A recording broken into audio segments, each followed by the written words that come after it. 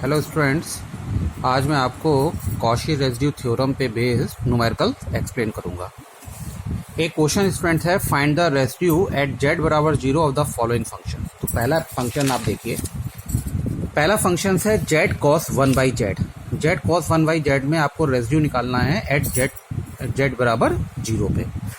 तो आप इस क्वेश्चन में पोल निकालने की सोचोगे तो पोल से निकालने की अपेक्षा यहाँ पे आप कॉस 1 अपॉन जेड को एक्सपेंड कर दो स्टूडेंट्स। कॉस एक्स का एक्सपेंशन होता है 1 minus x square upon factorial 2 plus x power 4 upon factorial 4 minus x power 6 upon factorial 6। अगर इस फॉर्मूले में कॉस 1 बाई जेड रखोगे, एक्स की जगह पे 1 बाई जेड रखोगे तो ये फॉर्मूला बन जाएगा स्टूडेंट्स। अब स्टूडेंट्स अगर जेड को अंदर डालेंगे तो ये एक सीरीज बनेगी। जेड की पावर 1 है, यहाँ पे जेड की पावर -1, जेड की पावर -3। तो अगर आप इसमें देखो तो ये जेड की पॉजिटिव सीरीज है और यहाँ पे जेड की निगेटिव सीरीज चल रही है। तो ये स्टूडेंट्स लॉरेंट सीरीज है। तो यहाँ पे आप लोगों को लॉरेंट सीरीज में बताया गया है कि लॉरेंट सीरीज में रेसिड्यू जो होता है किसी एक्सपेंशन में, वो जेड की पावर -1 का कोफिशिएंट होता है स्टूडेंट्स। जेड की पावर -1 का कोफिशिएंट लॉरेंट सीरीज में लॉरेंट सीरीज में क्या होता है, एक इंक्रीजिंग सीरीज होती है, एक डिक्रीजिंग सीरीज होती है। ये जेड बराबर 1 पॉजिटिव सीरीज है, ये नेगेटिव सीरीज है। तो नेगेटिव सीरीज में जेड की नेगेटिव पावर वाली सीरीज में जेड की पावर -1 का, दैट इज 1 अपॉन जेड का जो कोफिशिएंट होता है वही रेसिड्यू होता है। तो this is the Laurent expansion about z बराबर 0। तो coefficient of 1 upon z is equals to -12। तो यही हो गया residue of f z at z बराबर 0 इज इक्वल्स टू -12 स्टूडेंट्स। अगर हम दूसरा क्वेश्चन देखें, आपसे कहा जाए रेसिड्यू निकालो 1 प्लस ई की power Z upon sine z plus z cos Z. तो स्टूडेंट्स इसमें हम पोल निकालेंगे। पोल के लिए क्या करेंगे, डिनोमिनेटर को 0 पुट कर देंगे, sine z plus z cos z बराबर 0। क्योंकि जेड बराबर 0 पे आपको रेसिड्यू निकालना है, खुद तो क्वेश्चन में ही दिया है जेड बराबर 0, मगर आप इस क्वेश्चन को अगर आप सॉल्व करो तो जेड बराबर 0 आएगा। जेड की वैल्यू 0 रखोगे, साइन 0 होता है, यहाँ जेड को 0 रखोगे तो ये पूरा टर्म 0 हो जाएगा, 0 बराबर 0। मतलब इसको सॉल्व करेंगे तो जेड बराबर 0 एक पोल मिलेगा हमको। और भी पोल मिलेंगे, मगर क्योंकि रेसिड्यू जेड बराबर 0 पे निकालना है तो जेड बराबर 0 पे ही आप इसको कंसीडर करोगे। तो यहाँ पे आप देखोगे जो पोल है ये कितने ऑर्डर का है, एक ऑर्डर का। तो हमने लिखा जेड बराबर 0 is a pole of order 1। अब ये सिंपल पोल है स्टूडेंट्स, सिंपल पोल है। तो सिंपल पोल पे हमने दो फॉर्मूले बताए हैं। एक सिंपल पोल का मतलब है जेड आपका जो फैक्टर है उसकी पावर 1 होगा, और पोल ऑफ ऑर्डर m का भी हमने एक फॉर्मूला बताया है रेसिड्यू निकालने का। तो यहाँ पे क्योंकि सिंपल पोल है इसलिए लगेगा रेसिड्यू एट जेड बराबर 0 is equals to limit z tends to 0 z -0 f z. क्योंकि ओरिजिन पे चेक कर रहे हो इसलिए जेड -0।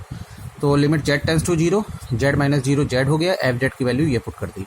स्टूडेंट्स जेड को नीचे ले गए तो ये 1 प्लस ई की पावर जेड, ये हो गया sine z upon z plus z cos z upon z. Z z cancel हो गया student, sine z upon z 1 के बराबर होता है, और ये आ गया स्टूडेंट। इसमें जेड को 0 पुट करा, तो स्टूडेंट्स हमारी वैल्यू 1 आ गई।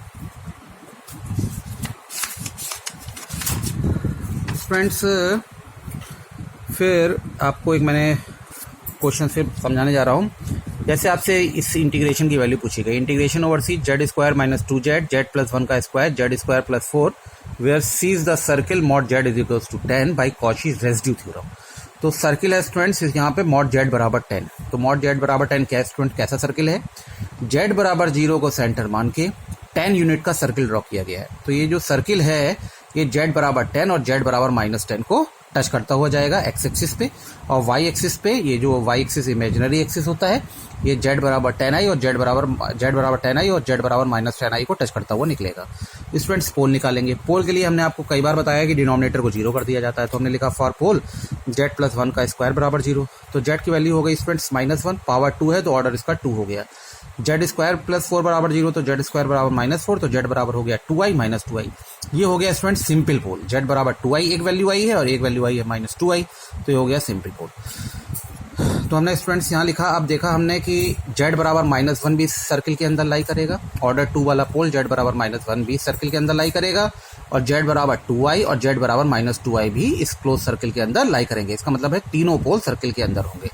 तो हमने यहाँ लिख दिया हेयर पोल जेड बराबर -1 of order 2 and pole z बराबर 2i, -2i simple pole lies inside the circle mod z बराबर 10। अब स्टूडेंट्स हम रेसिड्यू निकालेंगे। रेसिड्यू R1 लिखा, R1 कौन सा रेसिड्यू है students, residue at pole z बराबर -1। कितने ऑर्डर का पोल है स्टूडेंट्स, ऑर्डर 2 का। तो हमने लिखा रेसिड्यू एट पोल जेड बराबर -1 of order 2 is equals to, order m का होता था स्टूडेंट्स तो आता था 1/फैक्टोरियल m माइनस 1, तो क्योंकि ऑर्डर 2 है तो factorial 2 minus 1। Limit z tends to a होता था, a की वैल्यू -1 है तो लिमिट z टेंस टू -1 हो जाएगा।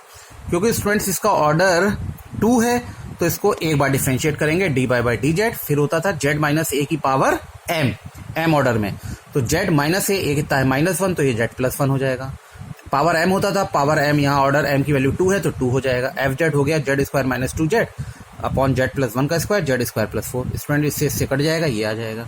अब इसको डिफरेंशिएट कर देंगे स्टूडेंट, डिफरेंशिएट करने के बाद ये r1 की वैल्यू आ जाएगी। अब स्टूडेंट्स ये हमने निकाल लिया रेजिड्यू एट पोल z बराबर -1 ऑफ ऑर्डर 2।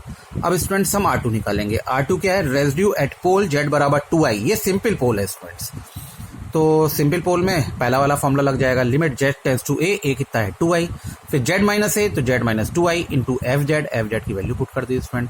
अब हमने ये वाला फैक्टर से ये वाला फैक्टर कट गया। नीचे स्टूडेंट्स z स्क्वायर प्लस 4 था, z स्क्वायर प्लस 4 को हम लिख सकते हैं z plus 2i z minus 2i से ये कट जाएगा और z की वैल्यू 2i हम पुट कर देंगे स्टूडेंट्स।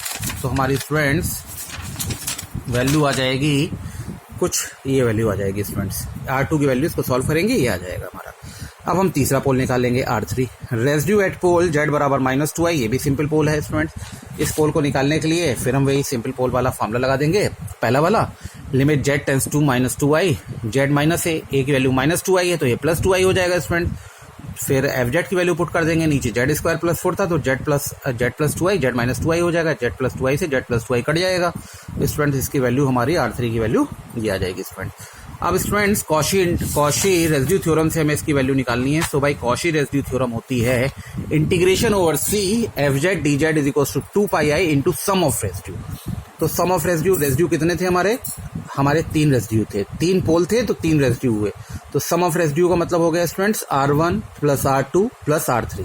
तो ये 2πi r1 की वैल्यू पुट करी प्लस r2 की वैल्यू पुट करी प्लस r3 की वैल्यू पुट करी स्टूडेंट्स, इसकी वैल्यू 0 आ गई।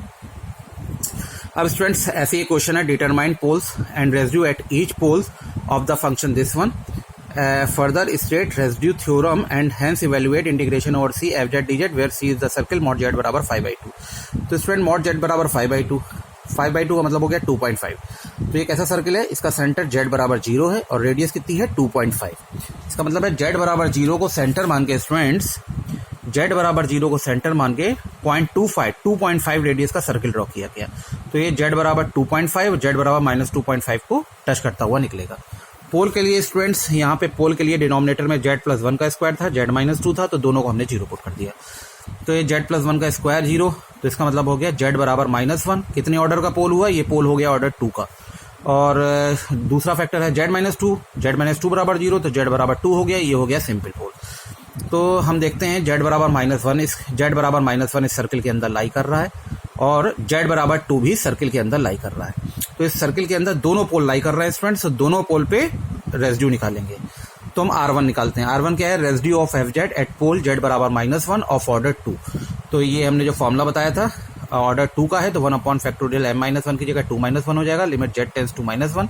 ये सारी वैल्यू पुट करेंगे स्टूडेंट्स, डिफरेंशिएट करेंगे, r1 निकल आएगा स्टूडेंट्स। ऐसे ही स्टूडेंट्स हम r2 निकालेंगे। r2 क्या है? Residue of fz at pole z बराबर 2, ये सिंपल पोल है स्टूडेंट, तो limit z tends to 2 z minus a और fz की वैल्यू पुट करेंगे तो स्टूडेंट्स r2 आ जाएगा। तो बाई रेजिड्यू थ्योरम से integration over c fz dz बराबर 2πi into sum of residue, तो 2 ही रेजिड्यू थे तो r1 प्लस r2 हो गया स्टूडेंट। ये हमने दोनों वैल्यू पुट कर दी स्टूडेंट्स और ये हमारा आंसर हो गया 2πi इसकी वैल्यू।